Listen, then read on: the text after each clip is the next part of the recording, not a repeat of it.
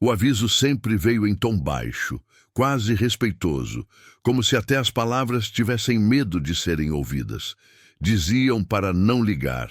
Diziam que aquele número não aparecia em listas telefônicas, não estava registrado em operadora alguma e ainda assim continuava circulando, rabiscado em pedaços de papel, paredes de banheiro, carteiras escolares antigas. Este relato não tem confirmação oficial. Não consta em inquéritos públicos nem em arquivos digitais. Ainda assim, se você continuar ouvindo, faça isso com cuidado. Algumas chamadas não querem resposta, elas querem passagem. A cidade de Pedra Fria ficava no interior do sul do Brasil, cercada por morros cobertos de pinheiros e cortada por uma rodovia antiga, onde postes de luz falhavam mesmo sem vento. À noite, a neblina descia rápido, engolindo placas, casas e até o som dos próprios passos. As construções eram baixas, muitas ainda dos anos 80, com fios aparentes e telefones fixos que insistiam em não ser descartados. Era uma cidade onde o silêncio tinha peso, e a lua parecia sempre observar por tempo demais. O número começou a reaparecer depois de décadas, 7 dígitos apenas, sempre iguais, sem código de área. Quem o via sentia uma estranha familiaridade, como se já o tivesse discado em algum sonho esquecido. As primeiras manifestações foram sutis, telefones tocando sem ninguém do outro lado, interferências graves na linha, como respiração distante misturada à estática, um cheiro metálico no ar, semelhante a fios queimados, surgia sempre que o aparelho era atendido. Alguns juravam ouvir uma voz abafada, tentando atravessar algo espesso, pedindo apenas que a ligação não fosse desligada. O primeiro a ignorar os avisos foi Marcelo, técnico em eletrônica, recém-chegado à cidade.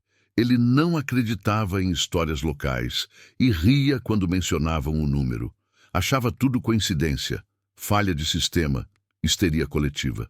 Numa noite fria, enquanto consertava um telefone antigo numa casa vazia, encontrou o número escrito atrás, da tampa do aparelho, riscado com força, como se alguém tivesse tremido ao escrevê-lo. Sem pensar muito, conectou a linha e discou. No instante em que a chamada completou, a luz da casa piscou.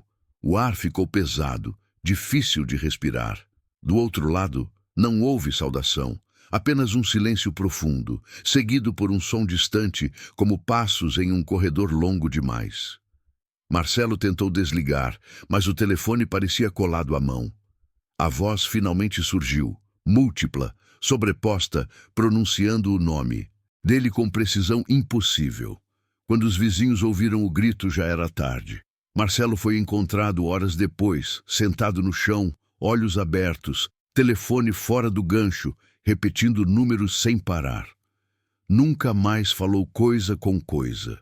Depois disso, Pedra Fria começou a mudar.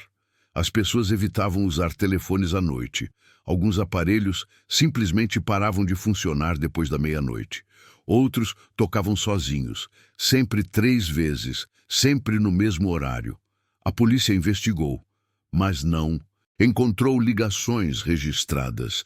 As operadoras negaram qualquer falha. Um padre tentou benzer uma central telefônica antiga da cidade, mas saiu de lá pálido, dizendo que aquilo não respondia a fé alguma. A sensação era clara. Algo estava usando as linhas como caminho. A lenda cresceu e ganhou forma. Contavam que nos anos 90, um incêndio atingiu o antigo prédio da companhia telefônica local. Durante o caos, uma operadora ficou presa na sala de comutação, cercada por fios, painéis e chamadas que não paravam de entrar. O fogo foi controlado, o prédio reformado, mas o caso foi abafado. O nome dela nunca apareceu em relatório algum. Diziam que, enquanto queimava, continuou atendendo, conectando chamadas até o último segundo. O número teria sido o ramal dela, jamais desativado. O clímax aconteceu numa madrugada sem lua, quando toda a cidade acordou com telefones tocando ao mesmo tempo. Um som único, grave, atravessando paredes e sonhos.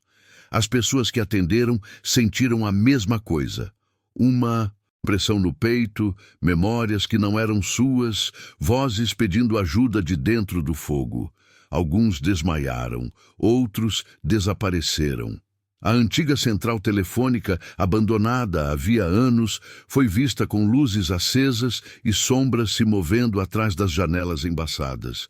Quem se aproximou ouviu centenas de chamadas se completando ao mesmo tempo.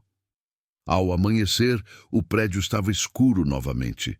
Nenhum fio queimado, nenhum sinal de invasão.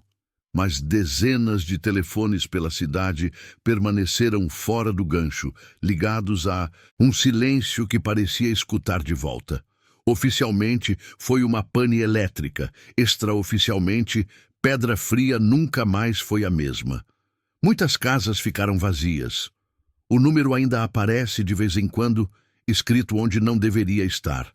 Há quem diga que se você discar por engano, não desligue, porque agora o outro lado já sabe o seu número.